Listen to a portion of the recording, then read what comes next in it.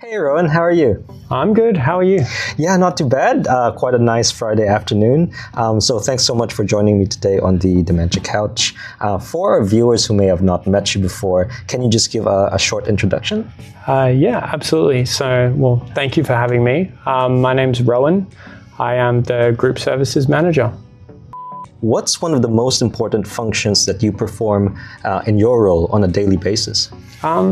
That's I suppose a very difficult question to answer. I suppose my biggest focus is to provide our teams and all of our staff with the support that they need to be able to support our clients. So Rohan, as the Group Services Manager doing all of the things that you do, given current circumstances happening in our Australian community, how can we make sure that we continue to provide excellent person-centered supports for our participants? You use the word person-centered, right? And I think when we think about change right now, we are seeing the way that things are changing in terms of funding models.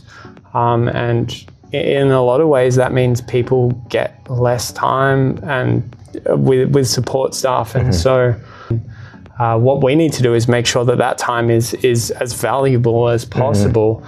And to get people to really understand what person-centered means is, I think, the first step to that. What are the nuances of a person? How can we make that support as valuable as possible, especially if we are able to spend less time with people? And that really needs to be the focus. Right. So you mean like making sure that our staff are well acquainted with the participant, trained on how to support them specifically?